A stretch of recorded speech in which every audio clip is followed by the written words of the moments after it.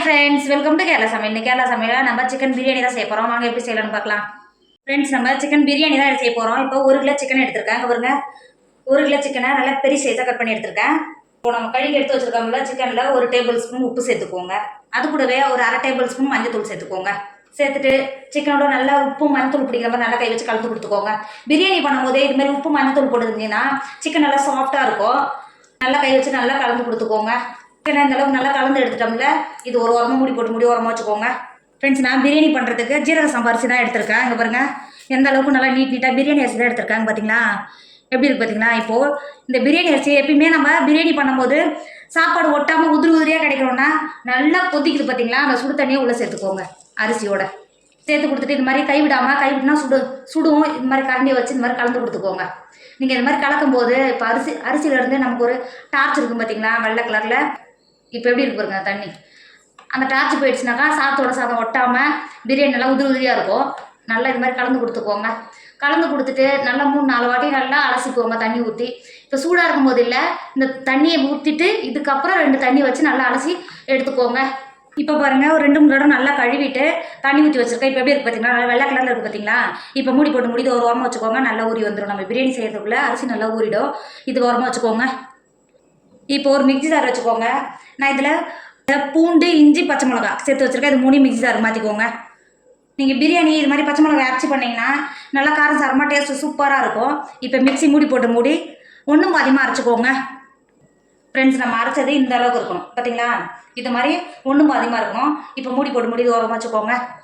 Friends, படுப்பில் biryani பண்ணுறதுக்கு பிரியாணி குண்டா வச்சுக்கோங்க. 5 டேபிள் ஸ்பூன் எண்ணெய் சேர்த்துக்கோங்க.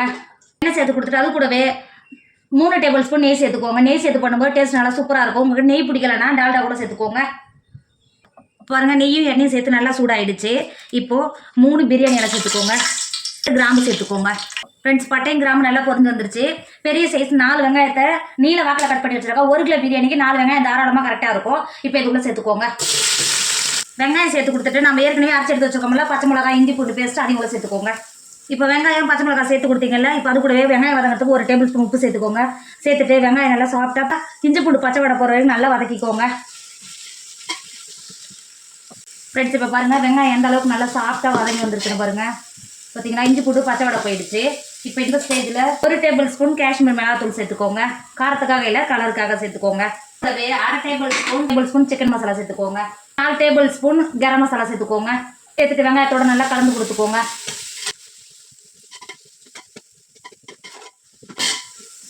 இந்த அளவுக்கு நல்லா கலந்து கொடுத்துட்டு 3 பெரிய சைஸ் தக்காளியை நல்லா பழுத்த தக்காளியை கட் பண்ணி வச்சுருக்கேன். அதை உள்ள சேர்த்துக்கோங்க. 1 கிலோ பிரியாணிக்கு 3 பழுத்த தக்காளி கரெக்டாக இருக்கும். நல்லா கலந்து கொடுத்துக்கோங்க. நம்ம தயிரும் சேர்க்க போகிறோம், அதனால் உங்களுக்கு 3 தக்காளி கரெக்டாக இருக்கும். நல்லா கலந்து கொடுத்துக்கோங்க. கலந்து கொடுத்துட்டு மசாலாவோட பச்சை வாசம் போய் தக்காளி நல்லா சாஃப்டாக வேக வரைக்கும் நல்லா வேக வச்சுக்கோங்க. ஃப்ரெண்ட்ஸ், இப்போ பாருங்கள், நல்லா தக்காளியும் நல்லா மசிஞ்சு நல்லா வெந்து வந்துருச்சு. இப்போ நம்ம 1/4 கப் தயிர் எடுத்து வச்சுருக்கோம். அதை உள்ள சேர்த்துக்கோங்க. நல்லா கெட்டியான தயிர், நல்லா புளிப்பான தயிர் உள்ள சேர்த்துக்கோங்க. சேர்த்துட்டு நல்லா கலந்து கொடுத்துக்கோங்க. இந்த அளவுக்கு நல்லா கலந்து கொடுத்துட்டு நம்ம ஏற்கனவே உப்பு மஞ்சள் தூளும் போட்டு வச்சுக்கோம்ல, சிக்கனை உள்ளே சேர்த்துக்கோங்க. சிக்கனை சேர்த்துட்டு நல்லா மசாலாவோட நல்லா கலந்து கொடுத்துக்கோங்க. இந்த அளவுக்கு கலந்து கொடுத்துட்டு மூடி போட்டு மூடி ஒரு 10 நிமிஷம் மட்டும் சிக்கனை வேக வச்சுக்கோங்க. ஒரு 10 நிமிஷம் மட்டும் போதும், சிக்கனை வேக வச்சுக்கோங்க. ஃப்ரெண்ட்ஸ், இப்போ பாருங்கள், 10 நிமிஷம் ஆகிடுச்சு. சிக்கனை பாருங்கள், சிக்கன் நல்லா வந்துட்டா அரிசியோட நம்ம வேகும்போது சிக்கன் நல்லா உடஞ்சிடும். ஒரு 10 நிமிஷம் வந்தால் மட்டும் போதும். நல்லா கலந்து கொடுத்துக்கோங்க. ஃப்ரெண்ட்ஸ், இப்போ இந்த அளவுக்கு நல்லா கலந்து கொடுத்துட்டு நம்ம ஏற்கனவே கழுவி எடுத்து வச்சுருக்கோம்ல அரிசியை நல்லா வடிகட்டிட்டு இப்போ அரிசி எவ்வளோ சேர்த்துக்கோங்க. அரிசி சேர்த்திங்கன்னா சிக்கனும் சாதமும் நல்லா ஒன்றா வெந்து வரும்போது உடையாமல் இருக்கும் சிக்கனு. இப்போ உள்ள சேர்த்துக்கோங்க. அரிசி எவ்வளோ சேர்த்துட்டு நல்லா கலந்து கொடுத்துக்கோங்க. நல்லா கலந்து கொடுத்துட்டு 1 கப் அரிசிக்கு 2 கப்பு தண்ணி. நான் 4 கப்பு அரிசி எடுத்துருக்கேன். 8 கப்பு தண்ணி உள்ள சேர்த்துக்கோங்க. தண்ணி சேர்த்து கொடுத்துட்டு நம்ம சிக்கனுக்கு உப்பு சேர்த்துருக்கோம்.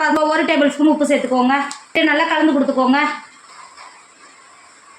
இந்த அளவுக்கு நல்லா கலந்து கொடுத்துட்டு 1 பிஞ்சு மட்டும் ஃபுட் கலர் சேர்த்துக்கோங்க. நான் வீடியோக்காக சேர்த்துக்கிறேன். நீங்கள் வீட்டில் குழந்தைங்களை செய்கிற மாதிரி இருந்தால் ஃபுட் கலர் சேர்த்துக்காதீங்க, கிட் பண்ணிவிடுங்க.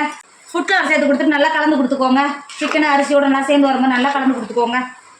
கலந்து கொடுத்துட்டு இப்போ லாஸ்ட்டாக ஒரு கைப்பிடி அளவு மல்லித்தழையும் புதினாவும் கட் பண்ணி வச்சுருக்கோம். அதை உள்ள சேர்த்துக்கோங்க. லாஸ்ட்டாக சேர்க்கும் போது சாதத்தோட வெந்து நல்லா வாசனை நல்லா சூப்பராக இருக்கும். கட் பண்ணிட்டு புதினாவும் மல்லித்தழை உள்ள சேர்த்துக்கோங்க.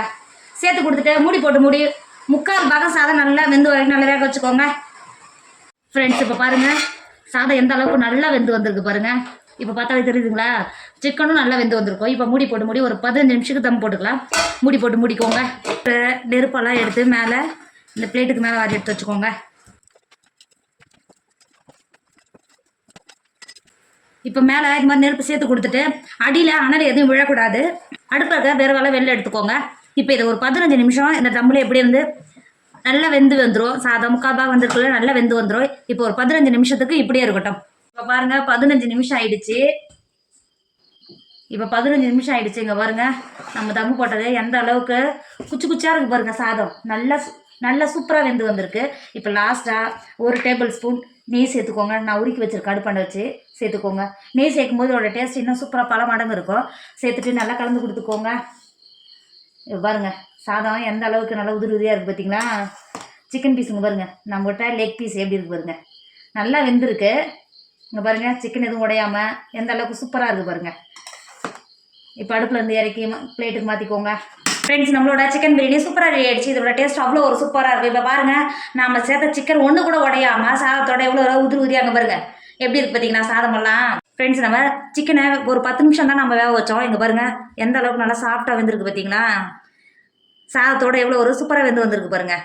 கண்டிப்பாக நீங்களும் இது மாதிரி ட்ரை பண்ணி பாருங்கள். வீட்டில் இருக்கவங்க எல்லாருமே ரொம்ப பாராட்டுவாங்க. கண்டிப்பாக ட்ரை பண்ணுங்கள். டேஸ்ட் அவ்வளோ ஒரு சூப்பராக இருக்கும். கண்டிப்பாக நீங்களும் ட்ரை பண்ணுங்கள். என்னோட வீடியோ உங்களுக்கு பிடிச்சிருந்தா உங்கள் ஃப்ரெண்டு உங்கள் ஃபேமிலிக்கு ஷேர் பண்ணுங்கள். மறக்காமல் கேரளா சமையலை சப்ஸ்கிரைப் பண்ணிக்கோங்க. தேங்க்யூ.